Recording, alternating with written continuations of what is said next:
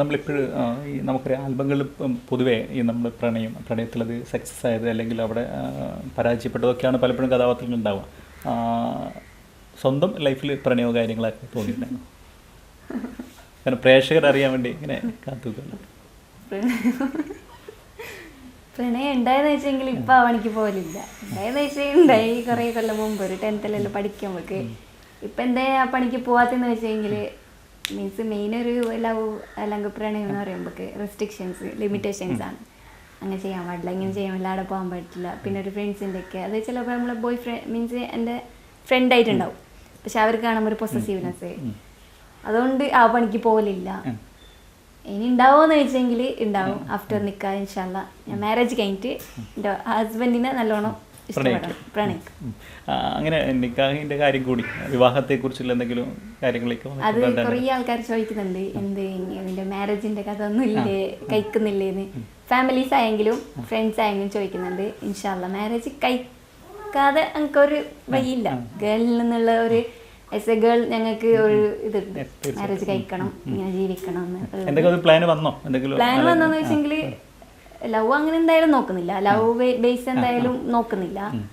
അന്നെ മനസ്സിലാക്കുന്നത് മീൻസ് എനിക്ക് ഇപ്പോൾ എൻ്റെ കാര്യങ്ങളെല്ലാം അറിയുന്നത് മീൻസ് ഞാൻ ഇപ്പോൾ നാളെ ഒരു ബോയിനോട് സംസാരിക്കുമ്പോൾ അതുപോലെ ഫ്രണ്ട് എന്ന് മനസ്സിലാക്കുന്ന ഒരാളെ കിട്ടിയാൽ, അങ്ങനത്തെ ഒരാളെ കിട്ടിയെങ്കിൽ ഞാൻ മാരേജ് അങ്ങനെ ഒരാളെ കാത്തുവെക്കുന്നു അല്ലേ? അങ്ങനെ ഒരാളെ കാത്തുവെക്കുന്നു.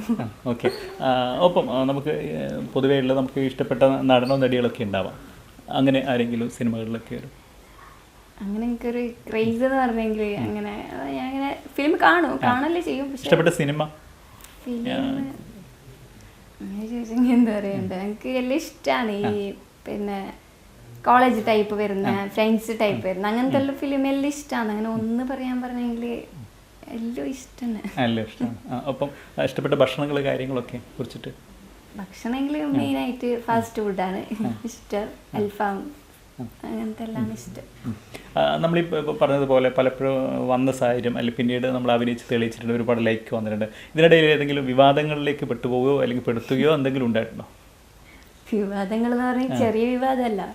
ഞാനും എൻ്റെ ഒരു കുറച്ച് ഫ്രണ്ട്സും ഒരു 8 ആൾക്കാരും പിന്നെ ഗേൾസ് മാത്രം, ഓൺലി ഗേൾസ് ആയിട്ട് നമ്മൊരു ട്രിപ്പ് പോയത് ഇവിടുന്ന് ഒരു 100 കിലോമീറ്ററിൻ്റെ ട്രിപ്പാണ്. നമ്മൾ ഉദ്ദേശിച്ചത് ഒരു 2 days കഴിഞ്ഞിട്ട് വരാം, അങ്ങനെയല്ല ഉദ്ദേശിച്ചത്. പക്ഷേ വീട്ടിലത്തെ സാഹചര്യം ഗേൾസ് മാത്രം.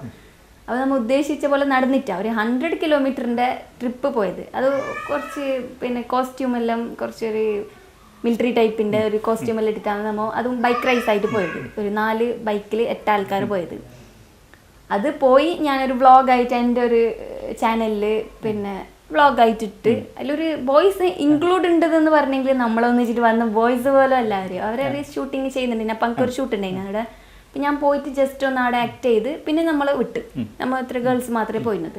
അപ്പം ഞാൻ എൻ്റെ ഫ്രണ്ട്സിനെ കൊണ്ടുപോകുമ്പോൾ ഫുള്ളായിട്ടുള്ള അവരെല്ലാ കാര്യവും ഞാൻ നോക്കും. ഒരു അവർക്ക് എന്ത് വരുന്ന പോലതും അല്ലെങ്കിൽ അവർ വേറൊരു തെറ്റിലേക്ക് പോകുന്ന പോലെ ഞാൻ സമ്മതിച്ചു കൊടുക്കില്ല. ഞാൻ കൊണ്ടുപോയ മുതൽ വരുന്നത് വരെ ഞാൻ അവരെ അത്ര കെയർ ആക്കും.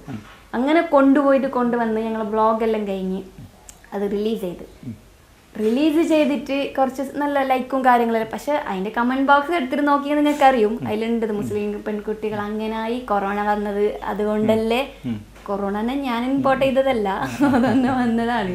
പക്ഷെ എനിക്കറിയില്ല, ആൾക്കാർ പറയുന്നുണ്ട് നമ്മ ഇങ്ങനെ ആയത് കൊണ്ടാണ് കൊറോണ ഇങ്ങനെ വന്നതെന്നുള്ളത്. അത് എന്താ അതെങ്ങനെ ആയിക്കോട്ടെ.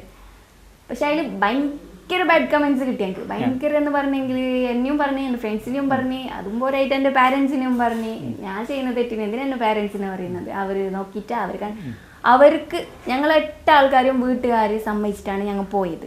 അവർക്ക് 8 ആൾക്കും അറിയും നമ്മൾ പോയെങ്കിൽ ഇങ്ങനെ അവർക്ക് പ്രശ്നമില്ലെങ്കിൽ നാട്ടുകാർക്ക് എന്ത് പ്രശ്നം നമുക്കറിയില്ല.